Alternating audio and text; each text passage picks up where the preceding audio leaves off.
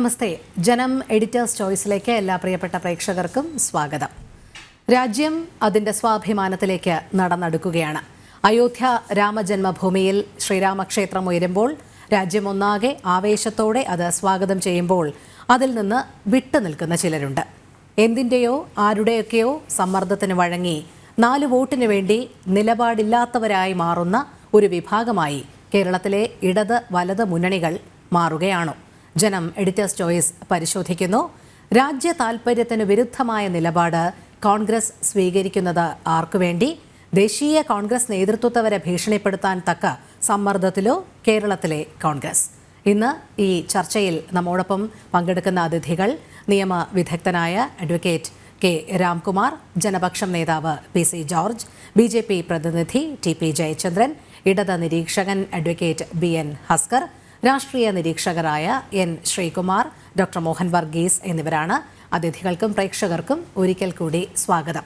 ശ്രീ മോഹൻ വർഗീസ്, നമ്മൾ പറഞ്ഞുകൊണ്ടിരുന്നത് ശ്രീരാമ ക്ഷേത്ര പ്രാണപ്രതിഷ്ഠയുമായി ബന്ധപ്പെട്ട് വിവിധ സാമൂഹിക സാംസ്കാരിക രാഷ്ട്രീയ നേതാക്കന്മാരെയൊക്കെ ക്ഷണിച്ചിട്ടുണ്ട്.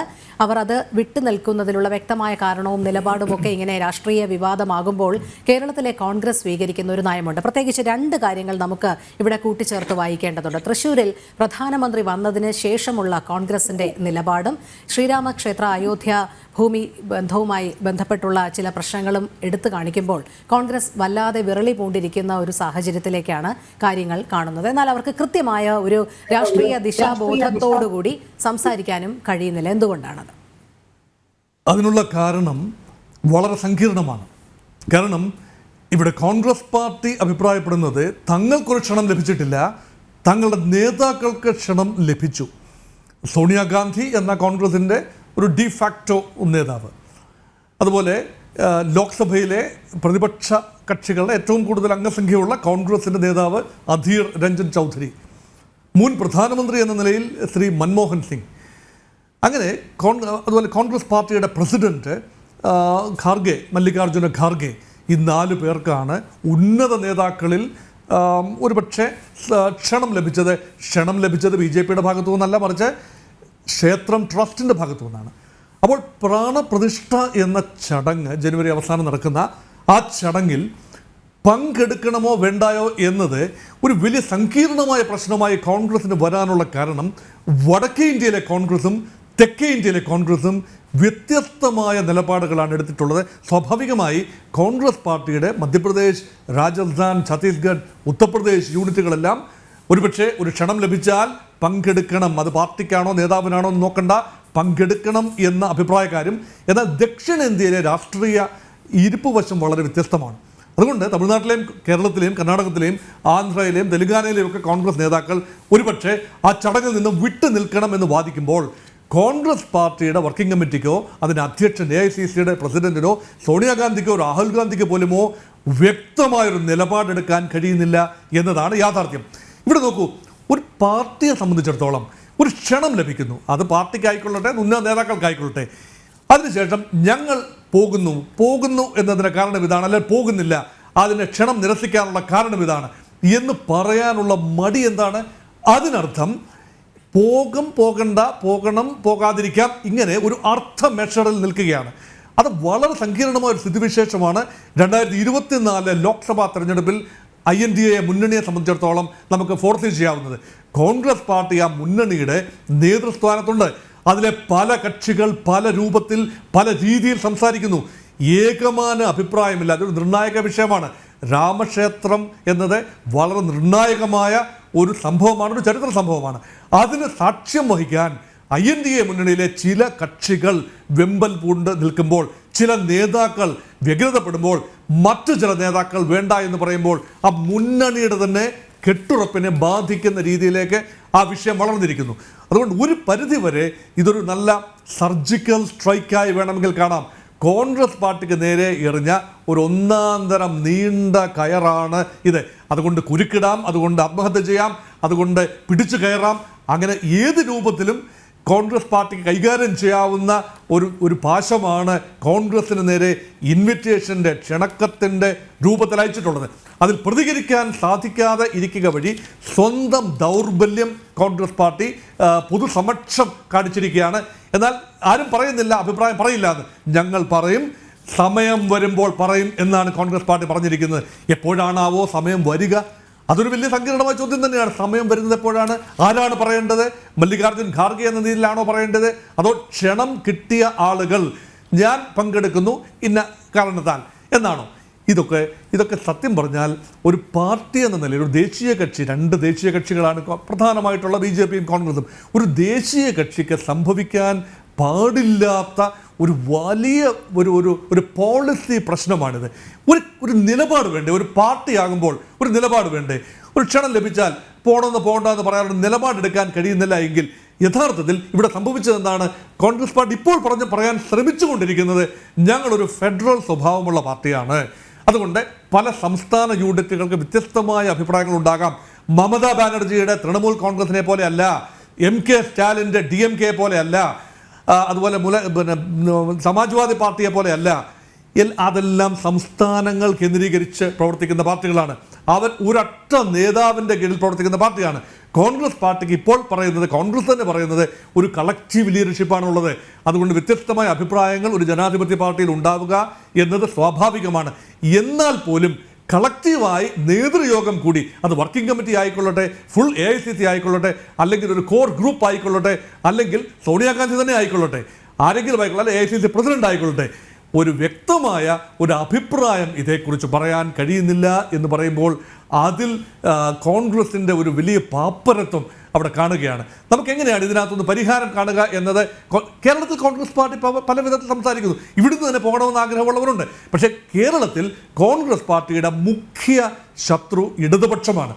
അപ്പോൾ ഇടതുപക്ഷം ഇപ്പോൾ ഒരു മുസ്ലിം പ്രീണന നയത്തിലേക്ക് നീങ്ങുകയാണ്.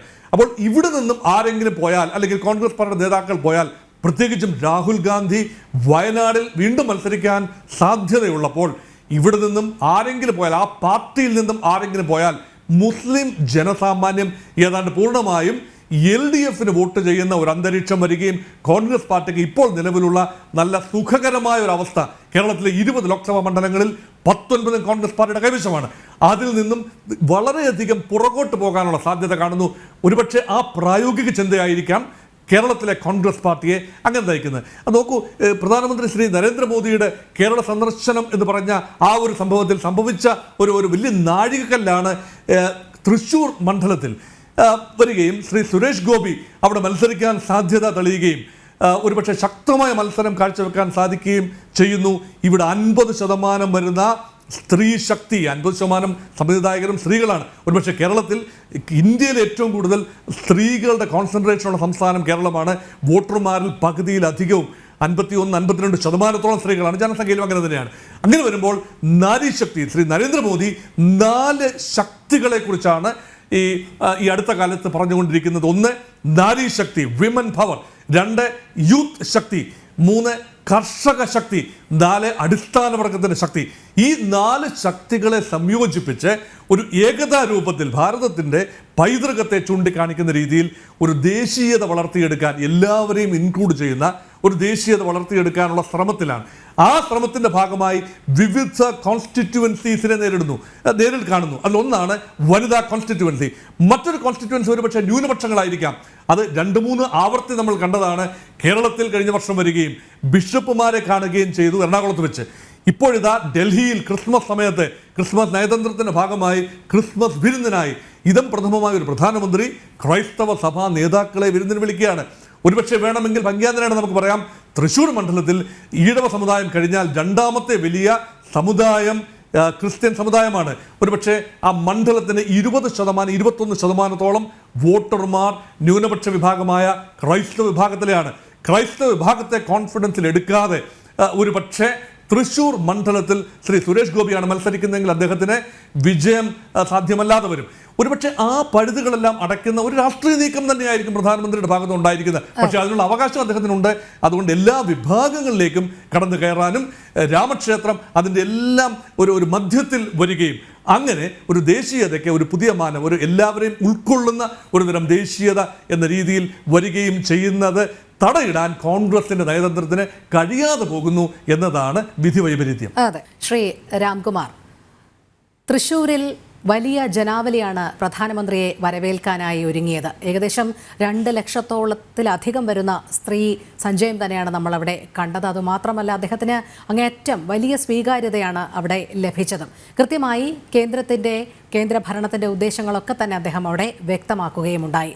അതിന് തൊട്ടുപിറകെ തന്നെ നമുക്ക് കേരളത്തിലെ രാഷ്ട്രീയ സാഹചര്യങ്ങൾ വായിച്ചെടുക്കാൻ മനസ്സിലായി കോൺഗ്രസും CPM-ഉം ഏതൊക്കെ രീതിയിലാണ് വിമർശനങ്ങൾ ഉന്നയിച്ചത് എന്നുള്ളതും. ഇപ്പോഴും അത്തരം രാഷ്ട്രീയ വിവാദങ്ങൾ ഇങ്ങനെ കൊടുമ്പിരിക്കൊണ്ടിരിക്കുകയാണ്. അതിനിടയിലാണ് ശ്രീരാമ ജന്മഭൂമിയിലെ രാമക്ഷേത്ര പ്രാണപ്രതിഷ്ഠയുമായി ബന്ധപ്പെട്ട് CPM-ഉം മുസ്ലിം ലീഗും കോൺഗ്രസും വിട്ടുനിൽക്കുന്നത് ക്ഷണം ലഭിച്ചിട്ടും. ഈ രാഷ്ട്രീയ സാഹചര്യങ്ങളെ താങ്കൾ എങ്ങനെയാണ് നോക്കിക്കാണുന്നത്?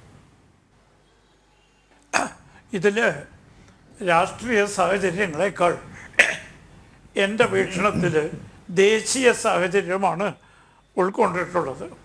കാരണം ശ്രീരാമൻ ഭാരതീയരുടെ വികാരമാണ്. അത് ഇന്നലെയും തുടങ്ങിയതല്ല, സംവത്സരങ്ങളായിട്ടുള്ളതാണ്. എല്ലാവർക്കും അറിയാം, വടക്കേ ഇന്ത്യയിൽ രാജസ്ഥാൻ, ഗുജറാത്ത്, ഉത്തർപ്രദേശ് തുടങ്ങിയ സംസ്ഥാനങ്ങളിൽ സംഭാഷണം അവസാനിപ്പിക്കുമ്പോൾ രാം രാം എന്ന് അഭിവാദ്യം ചെയ്തുകൊണ്ടാണ് സാധാരണ ഗ്രാമീണർ അവസാനിപ്പിക്കുന്നത്. അത്രമാത്രം വികാരം ശ്രീരാമനോട് അവർക്കുണ്ട്. അത് ഹിന്ദുക്കളുടെ ഇടയിലും മാത്രമല്ല. ശ്രീ ഫാറൂഖ് അബ്ദുള്ള അടുത്ത അവസരത്തിൽ പറഞ്ഞു, ശ്രീരാമൻ ഹിന്ദുക്കളുടെ മാത്രമല്ല ഇന്ത്യയുടെ മുഴുവൻ സ്വത്താണ്. അതാണ് യഥാർത്ഥ കാഴ്ചപ്പാട്. അപ്പം അങ്ങനെ പറയുന്ന ഒരു മഹത് ആശയത്തെക്കുറിച്ച് ഈ കോൺഗ്രസ്സിന് എന്താ ഇത്ര സംശയം ഉണ്ടാവാൻ കാരണം? ഇന്തോനേഷ്യ, ലോകത്തിലെ ഏറ്റവും അധികം മുസ്ലിങ്ങൾ താമസിക്കുന്ന ഇന്തോനേഷ്യയിലെ വിമാനത്തിൻ്റെ സർവീസ് ഗരുഡ എയർവേസാണ്. അവർക്കതിൽ യാതൊരു അവമാനമില്ലല്ലോ. കൊല്ലങ്ങളായിട്ട്, വർഷങ്ങളായിട്ട് ഗരുഡ എയർവേസ് എന്ന പേരിലാണ് ഇന്തോനേഷ്യ ഇത് പറയുന്നത്. എല്ലാവർക്കും അറിയാം ഗരുഡൻ ഏത് ഇതിലെ കഥാപാത്രമാണ്, ഏത് വിശ്വാസത്തിൻ്റെ ഭാഗമാണ് എന്ന്. അതേപോലെ സാക്ഷാൽ മഹാത്മാഗാന്ധി മരിക്കുന്ന അവസരത്തിൽ ഹേ റാം ഹേ റാം എന്ന് വിളിച്ചുകൊണ്ടാണ് മരിച്ചതെന്ന് ഈ കോൺഗ്രസ്സുകാരെന്നെ പ്രചരിപ്പിക്കുന്നുണ്ട്. പിന്നെ അവരൊക്കെ എന്തിനാ ശ്രീരാമനെ പേടിക്കുന്നത്? ശ്രീരാമൻ്റെ പ്രതിഷ്ഠാ കർമ്മം നടത്തുന്നതിൽ സംശയത്തിന് എന്താണ് പ്രസക്തി? ഇന്ത്യയിലെ ബഹുഭൂരിപക്ഷം വരുന്നതും ശ്രീ ഫാറൂഖ് അബ്ദുള്ള പറഞ്ഞ പോലെ ഇന്ത്യയുടെ മുഴുവൻ സ്വത്തായ ശ്രീരാമൻ്റെ പ്രതിഷ്ഠാകർമ്മം നിർവഹിക്കുമ്പോൾ ഇന്ത്യയിൽ ഇപ്പോഴും രാഷ്ട്രീയ രംഗത്ത് പ്രസക്തമായ ഒരു പാർട്ടി ഭയപ്പെടുന്നത് എന്തിനാ എന്ന് മാത്രമല്ല, ഭയപ്പെടുന്നില്ലെന്ന് മാത്രമല്ല, ഏറ്റവും ചുരുങ്ങിയത് 2 സംസ്ഥാനങ്ങളെങ്കിലും വ്യക്തമായ തീരുമാനമെടുത്തു കഴിഞ്ഞു. ഹിമാചൽ പ്രദേശ് മുഖ്യമന്ത്രി പറഞ്ഞു, ക്ഷണം കിട്ടിയാലും ഇല്ലെങ്കിലും ഞാൻ പോകും. ഇന്നിപ്പോൾ കർണാടകത്തിലെ മതകാര്യങ്ങൾക്കുള്ള മന്ത്രി പറഞ്ഞു, കർണാടകത്തിൽ നിർദ്ദേശം കൊടുത്തിട്ടുണ്ട് പ്രതിഷ്ഠാ ദിനത്തിന് പ്രത്യേക പൂജകൾ.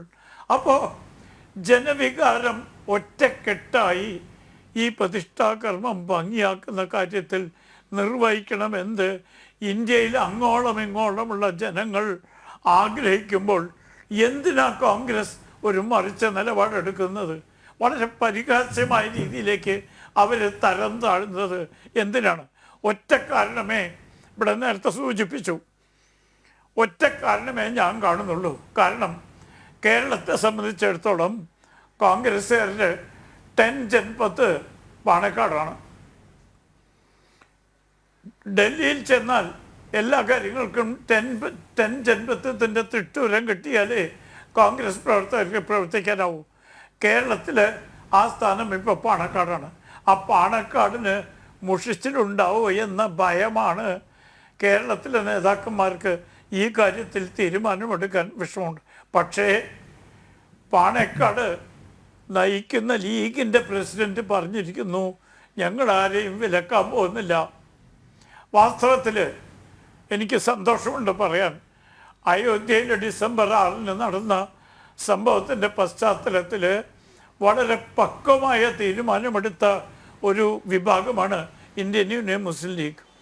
ഒരു പ്രകോപനമുണ്ടാക്കാതെ ജനങ്ങളോട് ശാന്തരായിരിക്കാൻ പാണക്കാട് മുസ്ലിങ്ങൾ മാത്രമല്ല ഹിന്ദുക്കളടക്കം ആദരിക്കുന്ന ശ്രീ പാണക്കാട് തങ്ങൾ ജനങ്ങളെ ഉത്ബോധിപ്പിക്കേണ്ടത് വളരെ വളരെ ശ്ലാഘനീയമായൊരു നിലപാടാണ്. അപ്പോൾ അങ്ങനെ ഇരിക്കുമ്പോൾ എന്തിനാ എൻ്റെ കോൺഗ്രസ് സുഹൃത്തുക്കൾ ഇതിന് ഭയപ്പെടുന്നത് മനസ്സിലാവുന്നില്ല. വോട്ടുകൾ ഹിന്ദുത്വത്തിന് അനുകൂലമായി എടുത്താൽ കിട്ടുമെന്ന ധാരണ മധ്യപ്രദേശിൽ പൊളിഞ്ഞു, രാജസ്ഥാനിൽ പൊളിഞ്ഞു, ഛത്തീസ്ഗഡിൽ പൊളിഞ്ഞു. അപ്പോൾ അതുകൊണ്ട് മെച്ചമില്ല. അപ്പോൾ പിന്നെ ഈ ഒരു അനിശ്ചിതത്വം ഉണ്ടാക്കുന്ന നിലപാട് ശക്തവും വ്യക്തമായൊരു നിലപാടെടുക്കാൻ ഇന്ത്യയിലെ ഒരു പ്രമുഖ രാഷ്ട്രീയ കക്ഷിക്ക് കഴിയുന്നില്ലെങ്കിൽ അതിൻ്റെ കാരണം അവരുടെ ബലഹീനതയാണ്. സംഘടനാപരവും നേതൃപരമായ ബലഹീനമാണ്. കോൺഗ്രസ്സുകാർക്ക് ഇന്ത്യൻ വികാരങ്ങളോട് മതിപ്പില്ല, ഏകോപനമില്ല എന്ന് പറഞ്ഞാൽ വിശ്വസിക്കില്ല. കാരണം നിരീശ്വരവാദിയാണ് എന്ന് അവകാശപ്പെട്ടിരുന്ന സാക്ഷാൽ ജവഹർലാൽ നെഹ്റു തൻ്റെ ചിതാഭസ്മം ഗംഗയിൽ തന്നെ ഒഴുക്കണം, അത് അലഹബാദിൽ ഒഴുക്കണം എന്ന് വിൽപ്പത്രം എഴുതി വെച്ച ആളാണ്. അപ്പോൾ അദ്ദേഹത്തിന് എത്രമാത്രം ഭാരത വികാരങ്ങൾ പങ്കുവെക്കാനുള്ള മനസ്ഥിതി ഉണ്ടായി എന്നുള്ളത് വളരെ വ്യക്തമാണ്.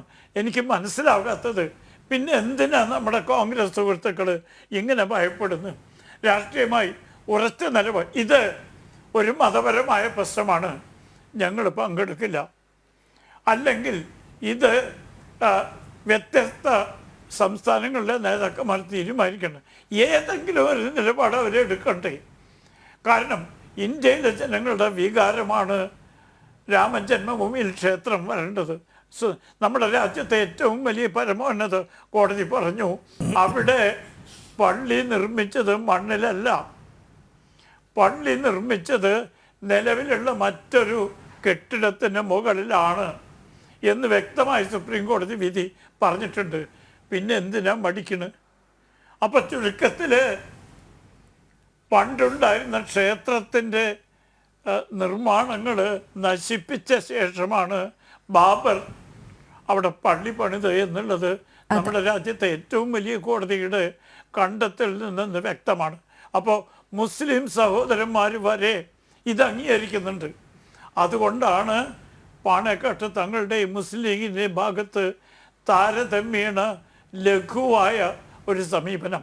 എന്നിട്ട് പോലും നമ്മുടെ ഇന്ത്യൻ നാഷണൽ കോൺഗ്രസിൻ്റെ പ്രവർത്തകർക്കും നേതൃത്വത്തിനും ഇതിലൊരു തീരുമാനമെടുക്കാൻ കഴിയുന്നില്ല എന്ന് വാസ്തവത്തിൽ പരിഹാസ്യമാണ്, അങ്ങേയറ്റം പുച്ഛിക്കേണ്ട ഒരു നിലപാടാണ്.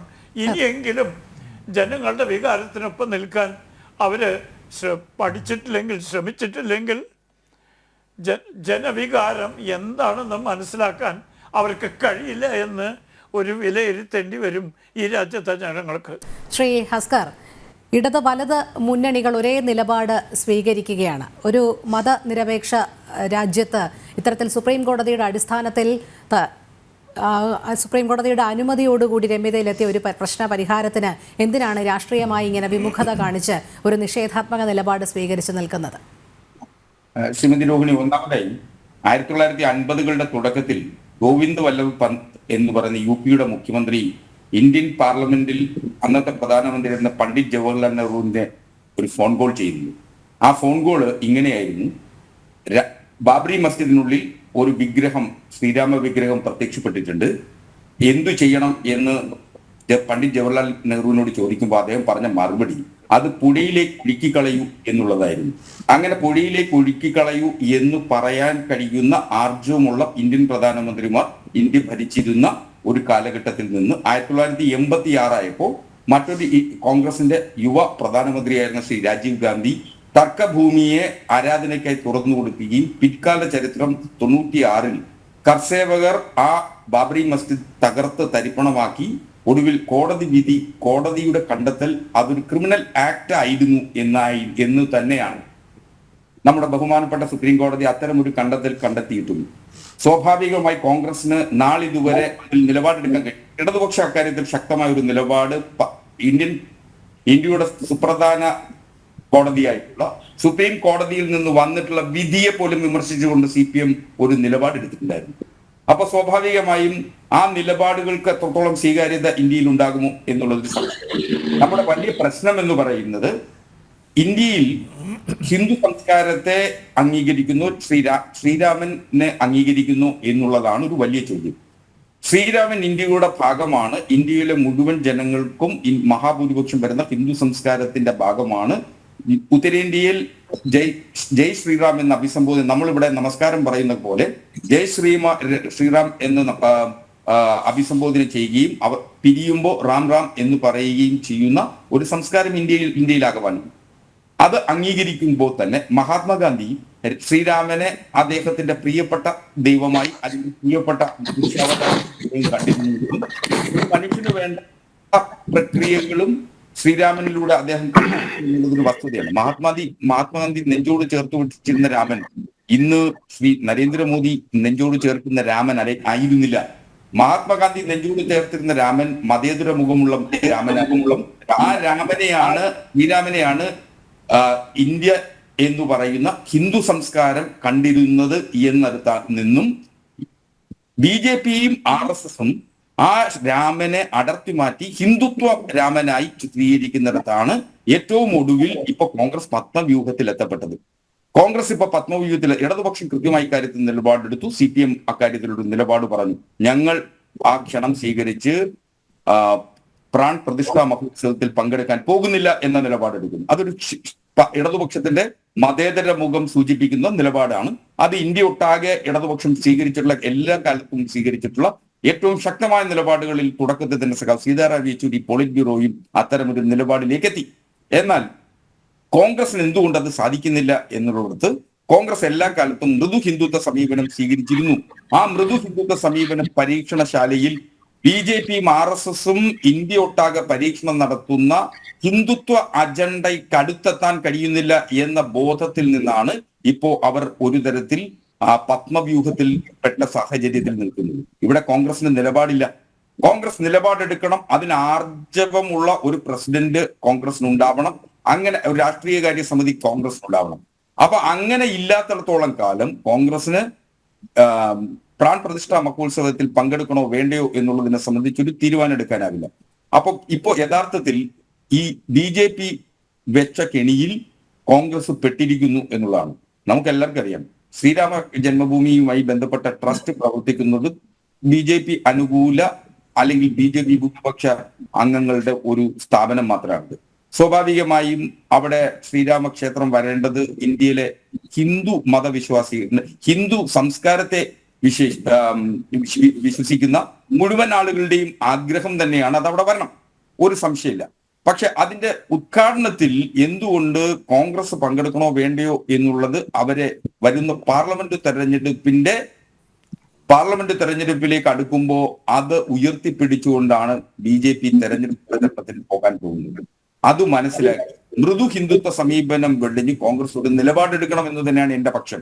അല്ലാത്ത പക്ഷം നേരത്തെ പണ്ഡിറ്റ് ജവഹർലാൽ നെഹ്റുവും അതുപോലെ തന്നെ ശ്രീ രാജീവ് ഗാന്ധിയും എടുത്ത നിലപാടുകളിൽ നിന്ന് പണ്ട് 1996 ഡിസംബർ 6 ഇന്ത്യയുടെ പാർലമെന്റിന്റെ സൗത്ത് ബ്ലോക്കിൽ വിഷണ്ണനായിരുന്ന ഒരു പ്രധാനമന്ത്രി ഉണ്ടായിരുന്നു കോൺഗ്രസിന്, ശ്രീ നരസിംഹറാവു. ആ വിധിയിലേക്ക് ഇത് മാറരുത് എന്നുള്ളത് കൊണ്ടാണ് അത്തരം നിഷ്ക്രിയനായ ഒരു പ്രധാനമന്ത്രിയോ നിഷ്ക്രിയനായ ഒരു കോൺഗ്രസ് പ്രസിഡന്റിനെയോ ഒരു ഹൈക്കമാൻഡിനെയോ അല്ല ഇന്ത്യ കാണുന്നത്, ഇന്ത്യ പ്രതീക്ഷിക്കുന്നത് എന്നുള്ളതാണ് പ്രാൺ പ്രതിഷ്ഠാ മഹോത്സവത്തിന്റെ 22ന്റെ പ്രത്യേകത എന്ന് ഞാൻ കാണുന്നു. ശരി, ചർച്ചയിലേക്ക് എത്താം ഒരു ഇടവേളയ്ക്ക് ശേഷം.